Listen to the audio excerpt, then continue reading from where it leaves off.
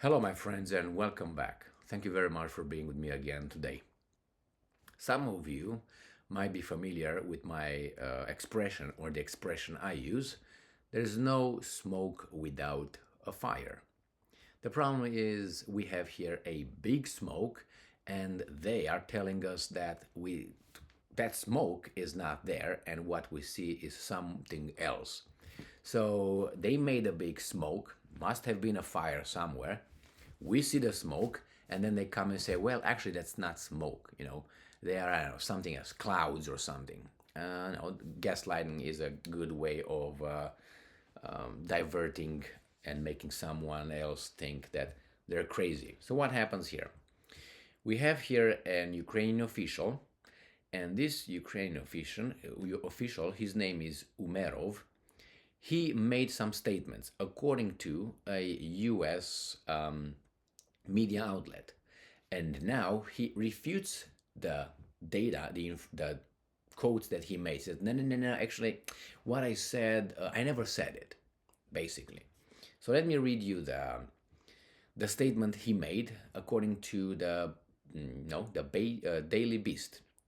So the statements he made was reported by U.S. media outlet Daily Beast, which quoted Umerov as saying that, and I'm quoting, the Kremlin might be preparing for a fresh advance which could begin as soon as in February, end quote. This is what he said. Now he refutes, he contradicts that. Now let me read you the direct quote from this Daily Beast that I do not really, have anything to do with, but anyway, uh, I don't think they are like too much like this compared with others. I'm not for it, but hey. And I'm quoting, the assault would come from the north, he said, over the Belarusian border, from the Russian strongholds in the east of Ukraine, and from the south, where the Black Sea peninsula of Crimea was seized by Vladimir Putin's forces in 2014, and nearby cities of Melitopol and Zaporozhye, in parentheses, which has not been occupied, are now also under Russian control. End quote. The article reads. So this is what he said before. And he continues, according to the Daily Beast, then. I'm starting quoting. Russians are encircling us from 240 degrees, attacking from the Black Sea, from Belarus, and the Luhansk and Donetsk regions. End quote. Umerov reportedly told the outlet. However, Umerov claims that he never made these statements. All right, well, sue those guys. This article comes from the New Voice of Ukraine, and it is from January 21st, 2023. And the title is Umerov refuted the data about Russian offensive from three sides in February. This is how it started. All right, let's see what's going on here. So, however, as I said, Umerov claims that he never made these statements. And I'm quoting, no predictions were made on my part during the conversation with the Daily Beast, end quote, the Ukrainian politician stressed. Now, they're either both lying or one of them is lying. Correct? Correct. He also added that the outlet promptly reacted to his request and changed the wording to correct one. Now it reads that, and I'm quoting, Ukraine was threatened from many directions, but did not specify where the attacks could come from, end quote. So, Umerov emphasized in his Facebook post that the war with Russia has lasted for almost 9 years, so Ukraine is, I'm quoting, ready for any scenario, end quote. The Washington Post reported recently that CIA Director William J. Burns traveled in secret to Kiev to brief President Volodymyr Zelensky about Russia's near future military plan. What do you mean? And you tell me that the United States is not involved. I mean, you provide me with information that really helps me fight the invaders, and you're not involved. I mean, that's kind of, you know what I mean? Ukraine's defense minister has speculated that Russia may launch a new assault in spring. But how do you mean you speculate? What do you mean you speculate? I mean, I can speculate, but then they say this is misinformation and disinformation. What do you mean? Well, I understand the situation, and they're trying to inform us or misinform us or disinform us because they all have departments that are involved in this kind of legal actions because that's their job. And especially during a war, you provide disinformation knowingly, knowing that the information is wrong. That's why it's disinformation and not misinformation. Because misinformation is when supposedly you don't know that is wrong, but you say certain things. But anyway, that's also levels in interpretation.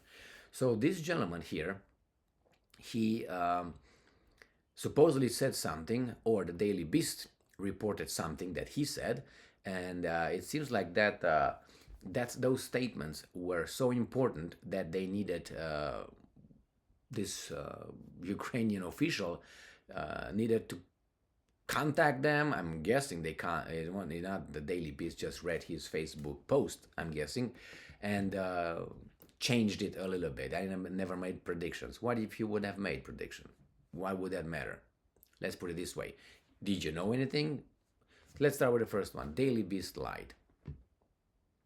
Let's get that scenario, or at least not lied, but put words in this guy's mouth. Well, that's wrong.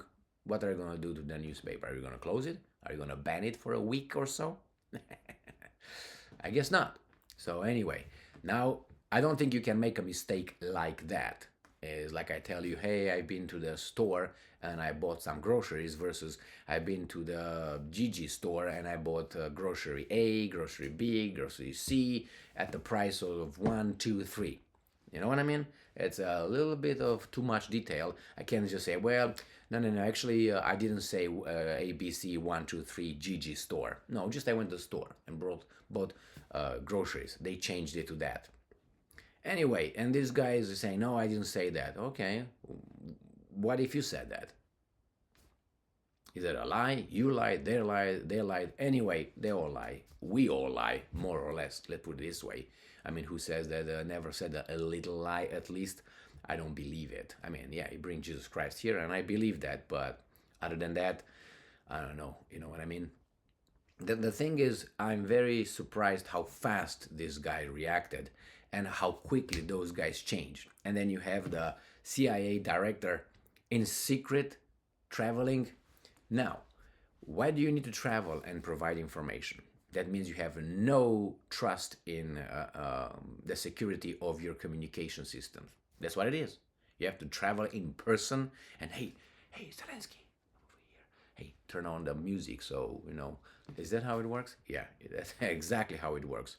So the CIA director, not a military. So it was not a military, from a general or someone with a general. No, it was CIA coming and telling you, giving you information about the Russian, and you tell me that's not involvement. I mean, really, it's like I don't know what else the CIA director told Zelensky. This is what they told us, that they spoke about this and warned this, and who knows, But let me see. I think this guy. Let me just see his title. All right, let me see this guy's title. Ulyanov. I think he's a commerce or his the title of this little guy. Who is he?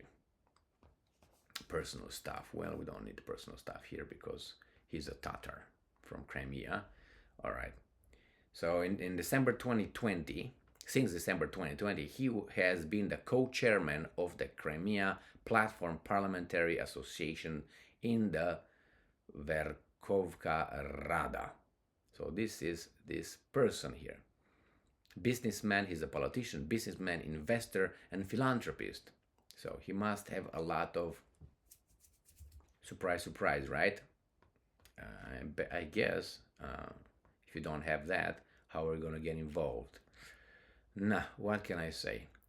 That's his right. If he's got money, good for him. So that's it. He just retracted what he said supposedly to Daily Beast. It happens. Sometimes we make mistakes, they make mistakes, but it was too. And besides, what information he gave? Didn't they think that the Russians will attack from Belarus? They said it many times. Didn't they think that the Russians will come from Zaporozhye and from east? Yes, they did. Didn't they think that the Russians will invade from south, from Crimea? Yes, they did. So he basically did not say anything, I don't know, that anything that they didn't say it already, including the fact that, oh, they're waiting for an invasion this spring. February is somewhere there, if you know what I mean. So what was so important? Why was it? Don't tell me they just want to set the thing straight. Like, hey, no, I didn't say that. I'm an honest person. Could be, but he didn't say anything too informative if you look at it. We already knew that these guys are having troops up north in Belarus, which I don't think they will be ready for an invasion. They are trying to invade right through the east and the south. So what's the news? Uvanov, Balagov, and Daily Beast. Good combination, I guess.